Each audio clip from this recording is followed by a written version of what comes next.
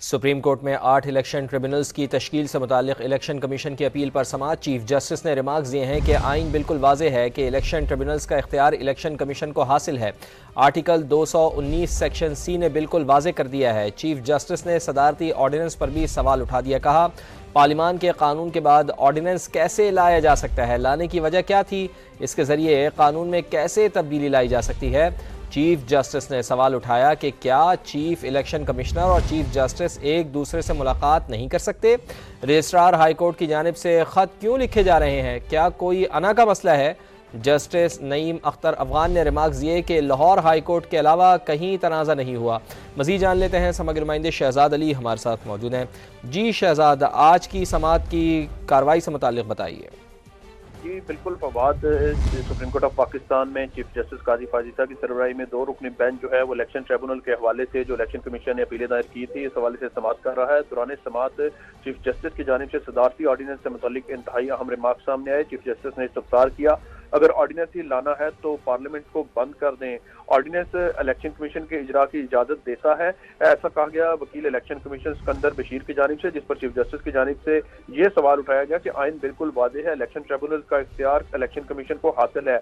Article 219 की section C ने बिल्कुल वाज़ेह कर दिया है। चीफ जस्टिस ने यह भी कहा कि हमने आइन और कानून के तहत हलफ उठा रखा है, अदालती फैसलों के तहत हलफ नहीं लिया। चीफ जस्टिस ने यह भी कहा कि सुप्रीम कोर्ट ने जब आईनी तशरीह की उस वक्त जो है पेचीदगियां पेश आई। चीफ जस्टिस ने यह भी सवाल किया कि रिटायर्ड जजेस का कानून कब बनाया गया। चीफ जस्टिस ने कहा कि सदारती ऑर्डिनेंस के जरिए तब्दीली कैसे लाई जा सकती है। एक तरफ पार्लिमान ने कानून बनाया, पार्लिमान के कानून के बाद ऑर्डिनेंस कैसे लाया जा सकता है। चीफ जस्टिस ने यह भी कहा कि ऑर्डिनेंस लाने की क्या वजह थी, क्या कोई इमरजेंसी थी, इलेक्शन एक्ट तो पार्लिमान की ख्वाहिश थी। चीफ जस्टिस के सवालात पर वकील इलेक्शन कमीशन जो सिकंदर बशीर हैं, उनकी जानिब से ये मौकफ अपनाया गया कि ऑर्डिनेंस काबीना और वज़ीर आज़म की ख्वाहिश से लाया गया, जिस पर अदालत ने यह इस्तफसार किया कि पार्लिमान की वक़्त ज्यादा है या काबीना की। चीफ जस्टिस काजी फाजिसा की जानिब से ये रिमार्क भी सामने आया कि पार्लिमान की वक़्त ज्यादा है तो इस ऑर्डिनेंस के जरिए हाई कोर्ट को फैसले की नफी की गई।